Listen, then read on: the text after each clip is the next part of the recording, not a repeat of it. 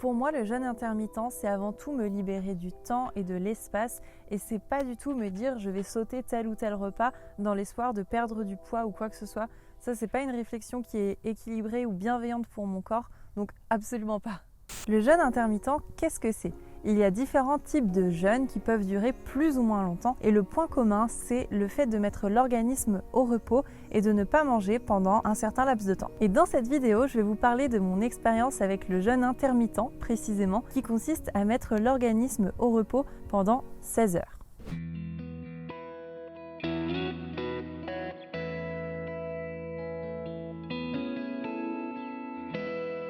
Fin du jeûne intermittent, c'est l'heure de manger et j'ai trop hâte parce que j'ai trop faim.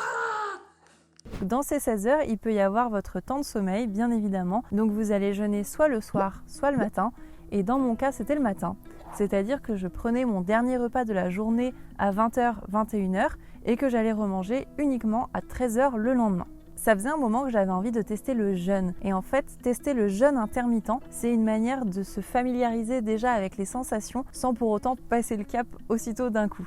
Avant de vous parler des bénéfices, je tiens à préciser que le jeûne intermittent n'est pas recommandé pour les enfants, les adolescents qui sont en pleine croissance ou encore les personnes souffrant de troubles du comportement alimentaire. Et dans ces cas-là, il faut s'entourer de personnes à la fois de proches ou de professionnels de la santé qui soient à la fois bienveillants et à l'écoute. Les bénéfices du jeûne de manière générale vont être une perte de poids, une amélioration de la santé cardiovasculaire, un meilleur sommeil, une meilleure forme physique, plus de légèreté. Mais moi, j'ai pas envie de vous parler de ces aspects-là précisément, où vous voyez parfois beaucoup de avant-après sur YouTube. Moi, j'ai vraiment envie de vous parler de l'aspect psychologique que le jeûne a pu avoir sur moi. Je vais vous parler de mon expérience, de comment j'ai vécu la chose et en aucun cas je ne suis là pour vous dire que c'est la technique qui va changer votre vie parce qu'il n'y a pas qu'une seule vérité si ce n'est la vôtre et pour vous-même. Pour moi, le jeûne intermittent, c'est me créer de l'espace à la fois dans mon corps mais à la fois dans ma tête aussi. C'est commencer la journée avec une routine nouvelle et un rythme bien particulier où je suis à l'écoute de moi-même. Donc pour moi, le jeûne va bien au-delà du fait de ne pas manger, mais c'est plutôt apprendre à me nourrir d'autre chose. À partir du moment où on décide que le début de journée est pour nous et qu'on commence déjà à prendre soin de soi à ce moment-là, je trouve qu'il est beaucoup plus facile après, au long de la journée, de reprendre un moment de silence et de se reconnecter un peu à cet instant où on était seul, où on s'est fait plaisir dans le silence et on est beaucoup plus disposé à prendre soin de soi tout au long de la journée ensuite. Et puis après, c'est une habitude qu'on peut prendre et qui fait que jour après jour, on s'améliore, on devient de plus en plus bienveillant avec soi-même, on fait des choses qui nous font plaisir, qui nous nourrissent et on tend vers une sorte de bonheur intérieur finalement, parce qu'on se rend compte que ce genre de moment, si nous, on ne nous l'accorde pas nous-mêmes, personne ne le fera pour nous. Donc finalement, on est dans une démarche où on va devenir un peu son meilleur ami et c'est ça qui est intéressant aussi.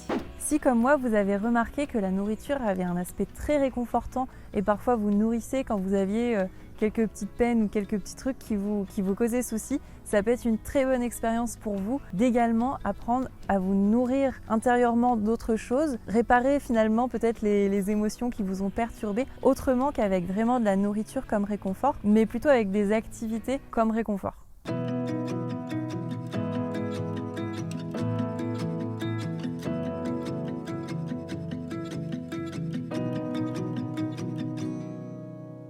L'élément clé pour bien réussir votre jeûne intermittent va être de bien boire, de surtout bien vous hydrater. Il ne faut vraiment pas le négliger. Donc là, tous les matins, ce que je faisais, c'est que je me prenais une boisson qui me faisait plaisir. Donc ça pouvait être de l'eau citronnée, du thé, de la tisane. Il peut y avoir aussi du café. Si vous ne mettez pas de sucre dedans, c'est possible. Et il y a même des matins où vous allez être plus motivé et comme moi, vous allez vous préparer des petites infusions particulières ou encore un matin où je me suis fait de l'eau citronnée avec du gingembre et des graines aussi dedans. Donc là, libre cours à votre imagination, mais surtout, hydratez-vous.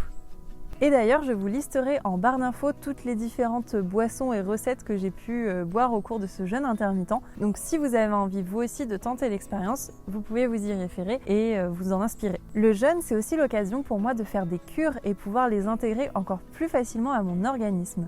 Donc là, pendant cette semaine-là, j'avais fait une cure avec de la gelée royale et des plantes à l'intérieur. Mais si on était en hiver, j'aurais fait une cure de Quinton pour ne pas tomber malade aussi. Et si ça vous intéresse, vous pouvez voir la vidéo que j'avais sortie à ce sujet sur comment ne pas tomber malade cet hiver. Ce que j'avais envie d'expérimenter aussi, et là je pense que Aurélien il va rigoler pendant le montage, c'est que je voulais expérimenter la sensation de faim. Parce que finalement, on a aussi tendance à un peu trop manger dans nos sociétés, plus que ce que notre corps a besoin. Et c'est bien pour ça après qu'il va stocker des choses. Je me suis dit, ça fait du bien aussi de se rendre compte qu'on a faim, tout simplement. De se dire, ah bah oui, en fait, mon corps me réclame telle ou telle nourriture. J'ai trop faim! Aujourd'hui, c'est un peu plus dur à tenir ce jeûne intermittent parce qu'il y a Aurélien qui s'est fait griller des tranches de brioche. Donc ça donne très envie, ça donne faim, l'odeur et tout là, c'est impec. Mais dans ces cas-là, je bois encore plus de thé ou là j'ai pris la boisson pomme gingembre. Donc je vais rester là-dessus, je vais être patiente et je vais être fière de moi. Voilà, on va dire ça.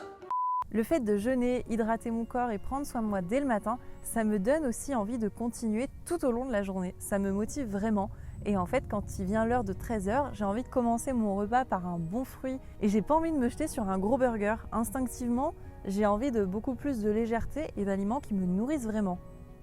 Pour celles et ceux qui se demandent qu'est-ce qu'ils vont bien pouvoir faire à la place de prendre leur petit déjeuner pendant un jeûne, je dirais de tout simplement prendre soin de vous à votre manière. Et dans mon cas, ça m'encourage encore plus à suivre ma routine beauté naturelle et minimaliste avec de l'eau florale, des huiles et que des choses extrêmement simples et saines pour ma peau. Donc là, après la douche, je vais mettre un petit pchit d'eau florale au bleuet, comme j'aime faire le matin. Toujours, c'est la base. Ça décongestionne et ça permet d'avoir un air moins fatigué finalement. Ensuite, je passerai sur une huile. Donc là, j'en ai pas une de prédilection, ça dépend de la journée, de comment est ma peau, etc. Carotte, c'est bien en été parce que ça permet d'activer le bronzage, ça permet de le garder aussi, donc c'est top. L'avocat est très nourrissante, c'est très très bien. Le ricin, pas sur la peau comme ça parce qu'elle est très visqueuse et elle, en fait, elle active la pousse des poils et des cheveux, tout ça. Donc sur les cils, c'est très bien. La sésame, j'utilise pour me démaquiller aussi. Et la souchet, elle, c'est pour tout ce qui est repousse de poils, pour retarder la repousse des poils. Voilà, donc là, je pense que je vais partir sur de l'avocat. Et petit aparté, j'ai une grosse passion pour les huiles, pour tout ce qui est visage ou corps ou autre. Et j'en ai testé pas mal depuis quelques années. Maintenant, je sais ce qui est sympa, ce qui marche bien, comment bien les choisir. Par exemple, les Lovea derrière, je ne reprendrai plus du tout ça aujourd'hui. Parce qu'en fait, les flacons transparents comme ça ne permettent pas de garder les actifs. Donc plein de détails que j'ai appris sur le tas et que je serais ravie de vous partager si ça vous intéresse. Voilà, la peau est toute propre et bien hydratée et ça me fait plaisir et généralement ça me booste aussi pour tout le reste de la journée quand je fais bien les choses comme ça. Et donc là on est dans la cuisine et je vais me faire un petit breuvage pour ce matin. Je pense que ça va être pas mal. Le cerveau se crée aussi des réflexes et des routines. Il y a quelques années, je me levais assez tôt pour faire une routine sportive dès le matin, mais je le faisais toujours accompagné d'une boisson. Je commençais toujours avec une boisson. Donc finalement, ce qui s'est passé, c'est que mon cerveau, il a enregistré que la boisson était un élément de motivation.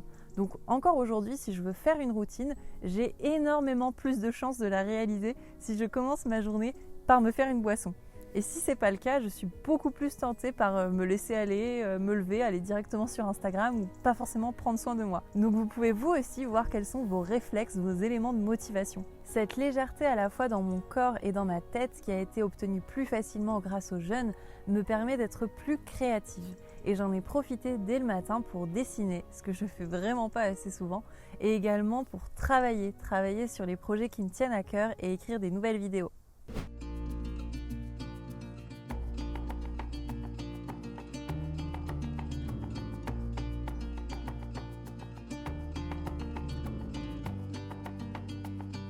J'en ai aussi profité pour remettre en place une habitude que j'aime énormément et qui prend environ 5 secondes, qui est celle d'écrire une phrase inspirante pour moi dès le matin. Quelque chose qui me parle et qui va m'aider et me booster pour tout le reste de la journée. Et ça, je vous en avais parlé dans une précédente vidéo qu'on va vous mettre par là en haut. Suivant vos objectifs, soit vous allez sauter un repas, soit vous allez le décaler à un autre moment de la journée.